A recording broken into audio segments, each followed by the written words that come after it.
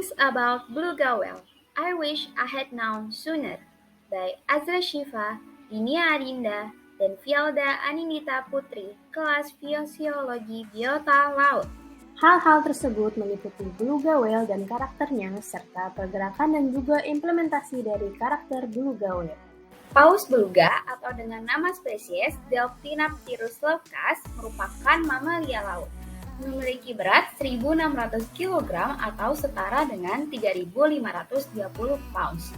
Selain itu, paus beluga memiliki panjang 5,5 meter atau setara dengan 18 feet. Status konservasi dari beluga whale saat ini adalah terancam punah atau endangered, di mana hanya sedikit paus beluga whale yang berada di Cook Inlet, Laut Bering, dan juga Northern Alaska. Oke, selanjutnya apa saja sih sebenarnya karakter yang dimiliki oleh paus beluga? Yang pertama, paus beluga itu tidak memiliki rostrum. Yang kedua, paus beluga ini pada nama genusnya jika diterjemahkan memiliki arti lumba-lumba tanpa sirip. Jadi alih-alih sirip punggungnya tidak ada, beluga ini memiliki punggung yang khas yang memungkinkan mereka itu berenang dengan mudah di bawah es yang mengapung. Lalu pada bagian atasnya ada lubang yang bulat yang dikatakan sebuah melon, di sini tuh fleksibel, di mana memfokuskan dan memodulasi vokalisasi mereka, di mana membantu ekolokasi. Selanjutnya, 40% dari berat totalnya itu lemak. Nah, lemak ini membuat mereka tetap hangat walaupun di perairan yang sangat dingin, serta membantu menyimpan energi. Lalu beberapa populasi ini menggantikan lapisan luar kulitnya dengan kerikil kasar di perairan dangkal, di mana semakin pudar warnanya, semakin pula matang umur mereka. Lalu memiliki 18 hingga 20 pasang gigi. Yang terakhir adalah hewan sosial. Selanjutnya terdapat implementasi dari karakter paus beluga. Subarctic Cook Inlet merupakan lautan yang menjadi habitat dari beluga laut. Cook Inlet merupakan lingkungan yang unik karena memiliki lokasi lintang yang sangat tinggi. Selain itu, memiliki pasang surut air laut yang sangat besar, sekitar 8-10 meter, dan berada di dataran lumpur yang sangat luas, sehingga banyak beluga whale yang berhabitat di Cook Inlet. Paus beluga terisolasi di area terisolir pada Cook Inlet, sehingga mereka sulit untuk mencari makanan dan bertahan hidup. Oleh karena itu, paus beluga bermigrasi dengan berenang sejauh 30-50 km ke lautan lain untuk mendapatkan makanannya seperti codfish dan ikan-ikan lainnya, sehingga mereka dapat bertahan hidup. Dalam mekanisme migrasi dan pergerakan dari paus beluga dipengaruhi oleh pasang surut air laut, terbagi menjadi dua macam, yaitu pasang surut air laut dinamika linear, maka pergerakan beluga akan mengikuti arus pasang surut. Namun, pasang surut air laut berdinamika non-linear, maka pergerakan beluga akan berkorelasi dengan permukaan laut tetapi tidak dengan arus lokal. Dua macam pasang surut air laut tersebut dapat mempengaruhi sejauh mana mereka dapat berenang dan memengaruhi kecepatan berenang mereka, sehingga akan berdampak pada lautan mana yang akan mereka capai untuk mencari makanan dan mendapatkan habitatnya. Nah, selain Cook Inlet, terdapat juga Bristol Bay atau Teluk Bristol yang merupakan salah satu teluk paling besar di dunia. Oleh karena hal tersebut, Teluk Bristol ini dapat digunakan sebagai tempat untuk mengamati salmon Pasifik.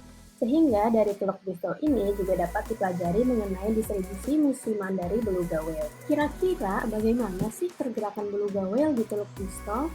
Ternyata selama migrasi salmon terjadi, pergerakan beluga whale menjadi terbatas hanya pada pintu masuk sungai. Kemudian ketika memasuki periode puncak salmon, ternyata beluga whale ini tidak berpindah-pindah pintu masuk sungai maupun berpindah teluk. Dan setelah perburuan salmon berakhir, distribusi dari beluga whale biasanya meluas menjadi lebih masuk ke bagian dalam dari Teluk Bristol. Oke, jika dibandingkan dengan dua kasus paus beluga sebelumnya, jika paus beluga di Norway ini ditemukan adanya perbedaan dari segi migrasi dan pola pergerakannya, karena pada tahun 2006 ini di daerah tersebut mengalami keruntuhan yang tidak terduga, jadi adanya perubahan dramatis dari wilayah tersebut. Paus babi di Svalbard ini merupakan penghuni sepanjang tahun. Jika diamati pada tahun 90-an, ia menghabiskan 50% waktunya itu di depan gletser pasang surut. Namun ketika lagi naik, mereka bergerak di antara front dan gletsernya. setelah kejadian tahun 2006, terjadi perubahan pola migrasi. Bisa dilihat pada bagian atas, pada glacier front yang tadinya 50% berubah menjadi 41%, kemudian beralih pada ketiga lokasi habitat lainnya. Lalu untuk pola pergerakan dari beluga di Norwegia sendiri, tertera ya teman-teman dari kecepatan beloknya di atas jika dibandingkan dari kedua periodenya, adanya peningkatan dari sudut belok dan pengurangan dari kecepatan di habitat glasier jika dibandingkan dengan ketiga kelas habitat lainnya. Oleh karena itu timbullah pertanyaan ini teman-teman, mengapa paus beluga ini menghabiskan waktu lebih sedikit di glacier front dalam beberapa tahun terakhir. Alasan yang pertama yaitu adanya perubahan dari segi kondisi hidrografinya secara dramatis. Yang kedua yaitu ditemukannya pada bagian front adanya ikanan musiman. Jadi glacier front ini bukan lagi menjadi wilayah utama dalam mencari makan.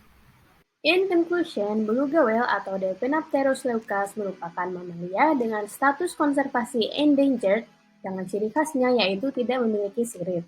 Kemudian, pergerakan dan juga implementasi dari karakter beluga whale dapat diamati pada Cook Inlet, Bristol Bay, dan juga Svalbard di Norwegia. Pada Cook Inlet, pergerakan beluga whale mengikuti pasang surut air laut, sementara pada Bristol Bay mengikuti migrasi musiman dari salmon. Dan pada Svalbard terjadi perubahan pola pergerakan dan migrasi dari beluga whale sebelum dan sesudah kejadian keruntuhan es pada tahun 2006.